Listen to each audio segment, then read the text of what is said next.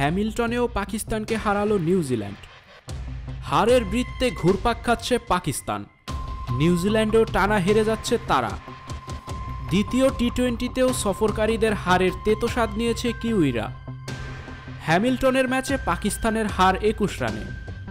প্রথম ম্যাচে তাদের 46 রানে হারিয়েছিল কিউইরা। এ জয়ে 5 ম্যাচের সিরিজে 2-0 ব্যবধানে এগিয়ে গেল নিউজিল্যান্ড। এ জয়ের মাঝেও কিউইদের অস্বস্তি অধিনায়ক কেন উইলিয়ামসের চোট।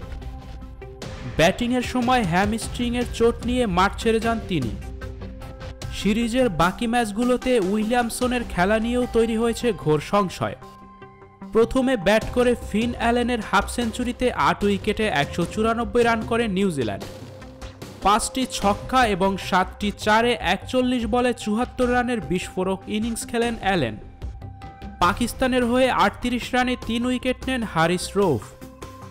স্টুডিও 4D আপনাদের জন্য নিয়ে এসেছে শুটিং হাউস এবং শীতাতপ নিয়ন্ত্রিত স্টুডিও সুবিধা। বিস্তারিত দেখুন ভিডিওটির শেষে। রান তাড়ায় 10 রানের মধ্যে 2 ওপেনার সাইম আয়ুব এবং মোহাম্মদ রিজওয়ান আউটে শুরুটা একেবারে যাচ্ছে তাই হয় পাকিস্তানের।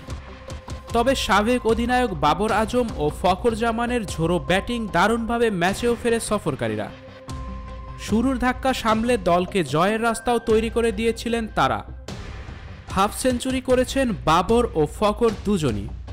5টি ছক্কায় 25 বলে 50 রানের টর্নেডো ইনিংস খেলে আউট হন ফখর। তার আউটের পর ইফতিকার আহমেদ ও আজম খানও 3 রানের ব্যবধানে আউট হলে আবার চাপে পড়ে পাকিস্তান। 8 রানে তারা হারায় পঞ্চম উইকেট। 9 রান করে ঈশ্বরদীর শিকার হন আমির জামাল। দলীয় স্কোর 150 পেরোনোর পর আউট হন বাবর আজম। 43 বলে তিনি করেছেন 66 রান। 13 বলে 22 রানের ছোট্ট ক্যামিও অধিনায়ক শাহিন শাহ আফ্রিদির। কিন্তু এই 3 জন ছাড়া বলার মতো কিছু অবদান রাখতে পারেননি আর কোনো ব্যাটার।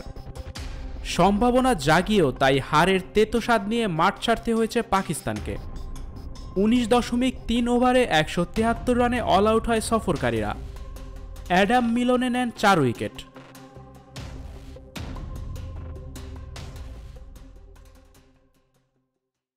স্টুডিও 4D আপনাদের জন্য নিয়ে এসেছে শুটিং হাউস এবং শীতাতপ নিয়ন্ত্রিত স্টুডিও সুবিধা। আছে অত্যাধুনিক মেকআপ রুম, এছাড়াও পাচ্ছেন বিভিন্ন ধরনের সিনের ক্যামেরা ও শুটিং লাইটের সুবিধা। বিস্তারিত জানতে এখনই কল করুন 01974860664। হাউসটি দেখতে চলে আসুন আমাদের ঠিকানায় সেক্ষেত্রে রোড নাম্বার 9 বাড়ি 24।